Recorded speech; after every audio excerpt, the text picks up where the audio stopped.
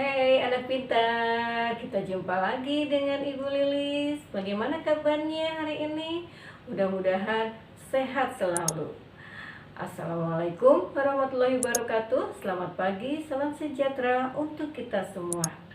Nah anak-anak, pada hari ini kita akan belajar lagi, yaitu tentang tema 8, subtema 3, pembelajaran 4. Sebelum kita belajar, kalian siapkan dulu buku dan alat tulisnya. Dan tidak lupa kita berdoa. Berdoa dimulai. Selesai. Nah anak-anak, kita mulai belajarnya, yaitu pembelajaran 4. Pada pembelajaran 4 ini kita akan mempelajari tentang perekonomian, yaitu di negara-negara ASEAN. Sebelumnya kita sudah menjelaskan tentang negara Singapura. Nah, pada pelajaran 4 ini yaitu akan menjelaskan tentang negara Laos dan Filipina, yaitu kondisi geografis dan kondisi perekonomiannya. Nah, perhatikan di sini. Ini kita akan membahas tentang Laos.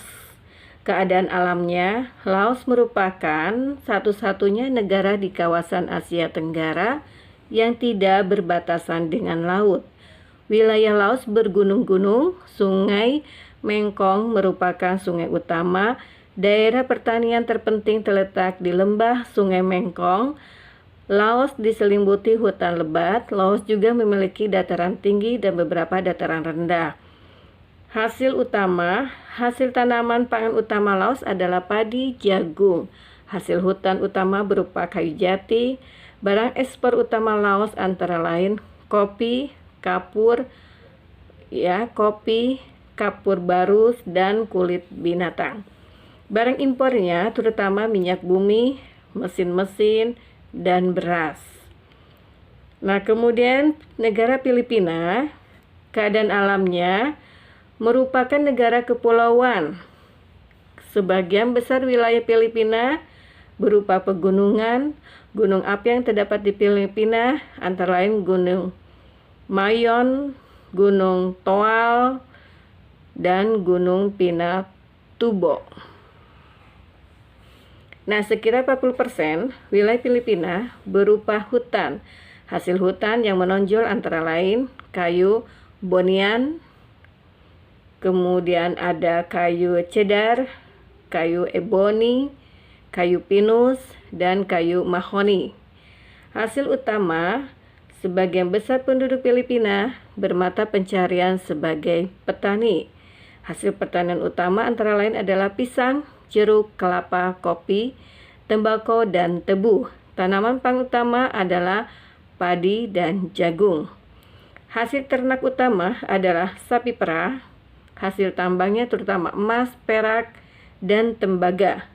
Industri utamanya adalah tekstil, kertas, dan gula. Nah, anak-anak sekalian, dari keterangan tentang Laos dan keadaan tentang Filipina, apakah di dua negara ini adakah persamaan atau perbedaan? Nah, nanti bisa kalian tuliskan di kotak ini persamaannya apa, kemudian perbedaannya apa dari dua negara tersebut.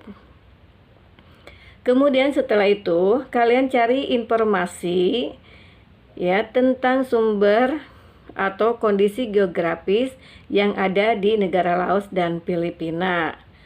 Nanti setelah itu kemudian kalian mencari informasi tentang kehidupan perekonomian dan hasil utama di kedua negara tersebut. Kemudian barulah kalian analisis dan carilah hubungan di antara dua negara tersebut. Nah, di sini ada kotak yang menyebutkan hasil analisisku ya. Nah, ini hasil analisisku, kira-kira bagaimana jawabannya ya. Nanti bisa kalian cari jawabannya ya, yang setelah kalian baca tentang Laos dan Filipina. Nah, jadi keadaan geografis Filipina hampir sama dengan keadaan geografis Indonesia. Hasil perkebunan dan pertanian pun hampir sama. Petani adalah mata pencaharian yang ditemukan di Filipina dan di Indonesia. Banyak sekali petani yang sukses dan berhasil. Ya, di sini nanti ada kisahnya ya. Nah, di sini ada kisah seorang petani ya, cabai yang sukses. Untungnya menggiurkan. Jawa Poskom ya, ini adalah pensiun dari pekerjaan sebagai aparatur sipil negara atau ASN tak membuat Imam Kusno berhenti berusaha untuk hidupnya. Pria yang sebelumnya berstatus guru ini justru sukses bertani cabai. Hasilnya bahkan melebihi penghasilan tetapnya tiap bulan. Nah, di sini ada kisahnya. Sudah 4 tahun ini Imam bergelut dengan tanaman cabai lokal. Dia menanam komoditas yang gini harganya selangit.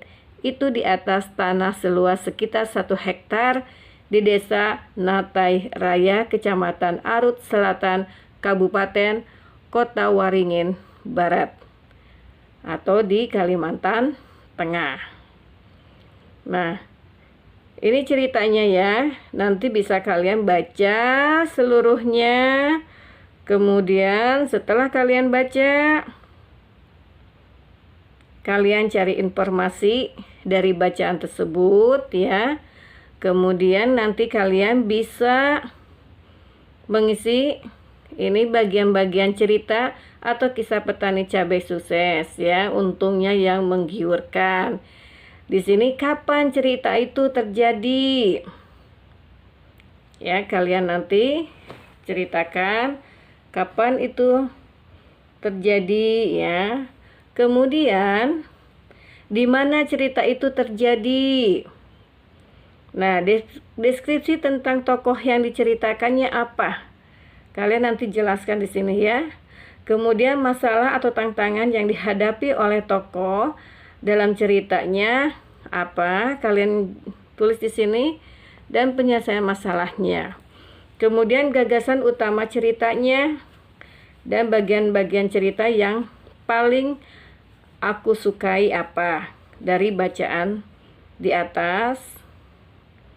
Nah, itu ya tentang cerita atau kisah Pak Imam Kusno ya, yang tentang dia menanam cabai.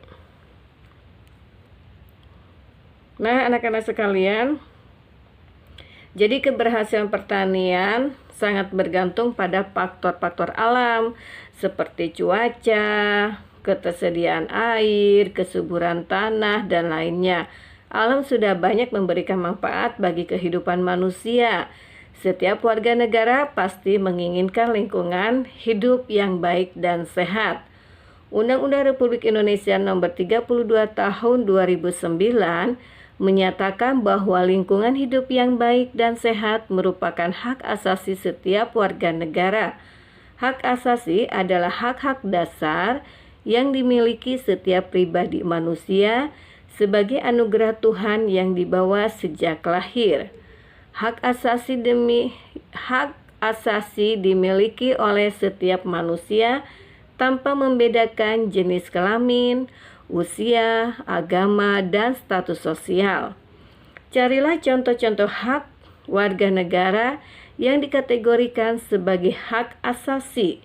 Nah, nanti kalian cari informasi ya dari sumber lain, baik itu dari majalah, koran ya, kemudian bisa juga dalam bentuk gambar informasinya, yaitu tentang ya, nanti kalian bisa isi di sini ya, silakan kalian cari ya.